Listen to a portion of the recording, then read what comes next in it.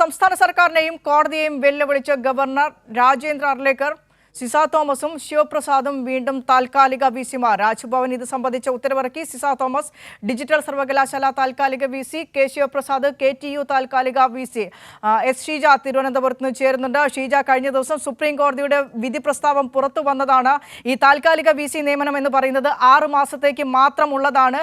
ഈ സിസ തോമസിനും കെ ശിവപ്രസാദിനും സാങ്കേതിക സർവകലാശാലയുടെയും KTUടെയും താൽക്കാലിക വിസിയുമായി തുടരാൻ പറ്റില്ല എന്ന് കൃത്യമായി സുപ്രീം കോടതിയുടെ വിധി പ്രസ്താവം ഉള്ളപ്പോഴാണ് ഇപ്പോൾ ഇതാ ഗവർണറുടെ പ്രത്യേക നടപടി.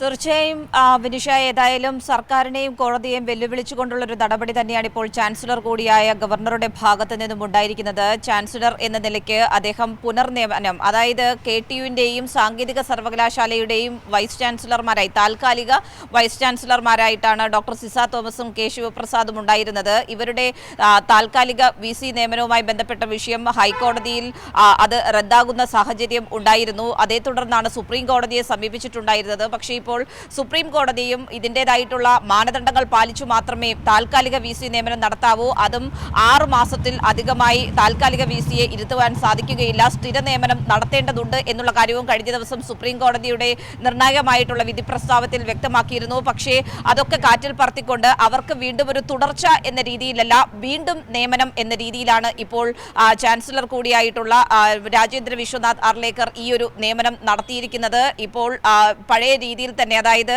ഡിജിറ്റൽ സർവകലാശാലയുടെ VCയായി, താൽക്കാലിക VCയായി ഡോക്ടർ സിസ തോമസ് വീണ്ടും ചുമതലയേൽക്കുന്നതായിരിക്കും.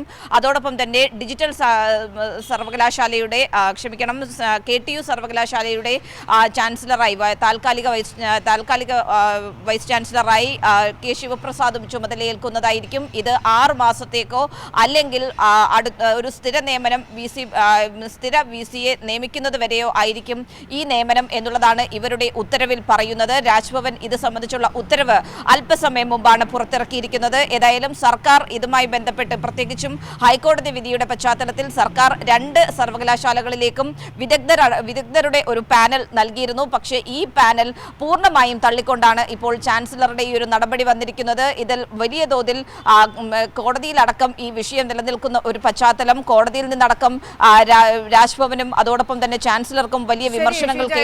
കോടതിയെ വെല്ലുവിളിക്കുന്ന നിലപാട് സ്വീകരിക്കുകയാണ് ഗവർണർ. ഏതായാലും താൽക്കാലിക VCമാരായി സിസ തോമസിനെയും കെ ശിവപ്രസാദിനെയും വീണ്ടും നിയമിച്ചിരിക്കുകയാണ്.